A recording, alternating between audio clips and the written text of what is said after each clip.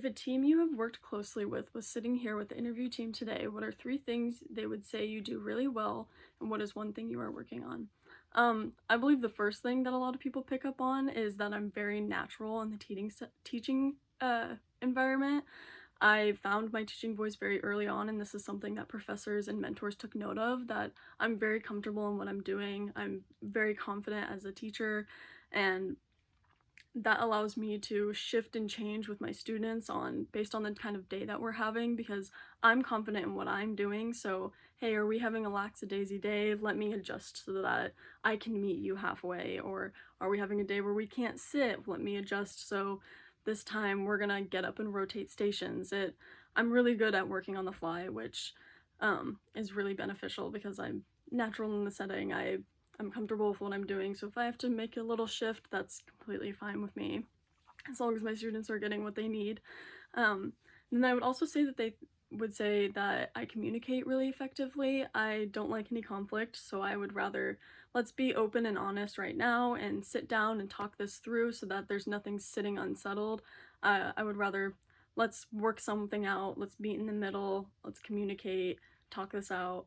And I think that helps me avoid a lot of problems with whether it's students or parents or colleagues. I would rather just, hey, let's sit. What's going on? Let's get to the bottom of this and find something that works for both of us.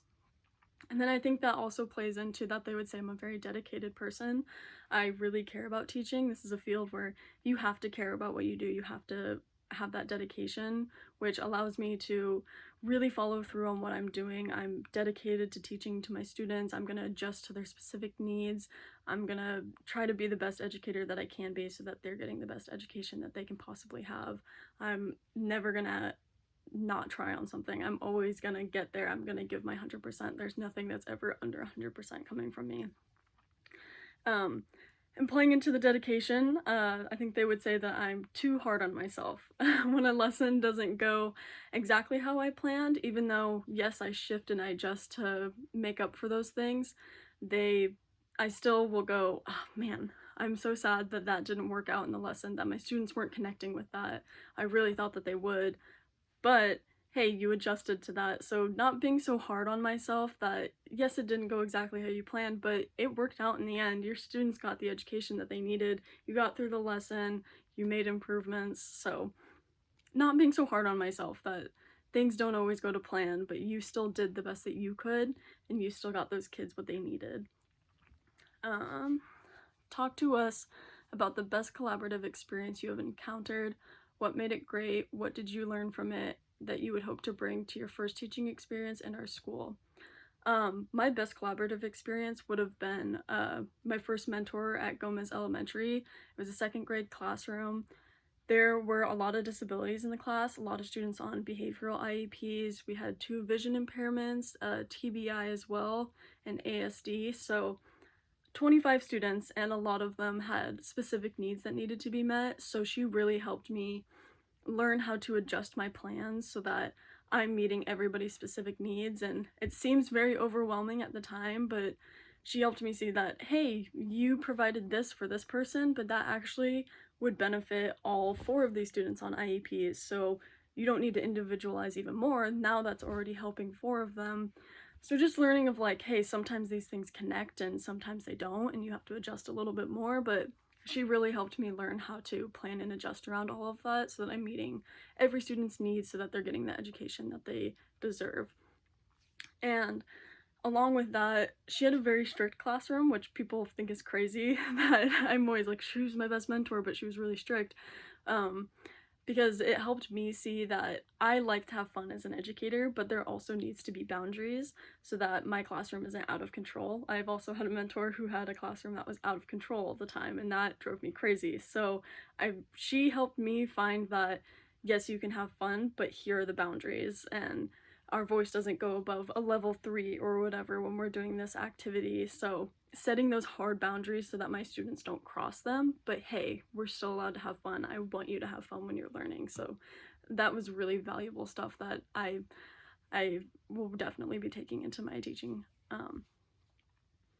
Tell us about a difficult interaction you had in your teaching practicums or job if it's in education. What did you learn about yourself? What will you do differently or the same in the future? There was a mentor I had who did not respond in a timely manner. The first week we walked into the classroom, he told me, hey, I don't respond to emails really, which threw me for a loop because normally they're very open to give me emails. I'll respond right away or I'll respond by the nighttime. And at first, I didn't know how to handle that. I was emailing him, not getting responses, and it was upsetting. I didn't really know how to work around it. I didn't want to like confront him and come off wrong. But then I adjusted to him, and I discovered that if I plan my lessons at the very start of the week or the week before, I can write my list of questions that I have, come into the classroom and ask him in person, get it all solved right away.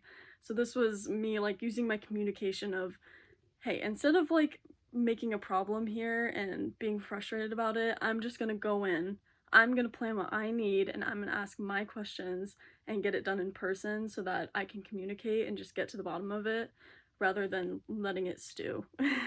um, and I think that that is something that I would probably do in the future, although I would hope that my co-teachers use their emails because that really wouldn't be beneficial. But if so, I would adjust to that and let's ask the questions when we're in person during school hours or before school hours, whenever I can get the chance to communicate with them.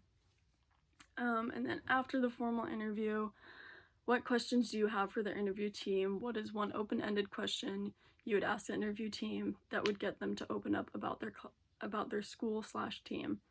I'd like to ask, what is the grade level team cooperation like? Are there meetings between entire teams? Are they working in groups or with co-teachers? Just to learn how we plan things. Are we planning the same exact lessons as other teachers? Is this something that we kind of do our own thing and then meet back up on, just to discuss like changes and whether we plan together or there are specific days that we meet as a grade level?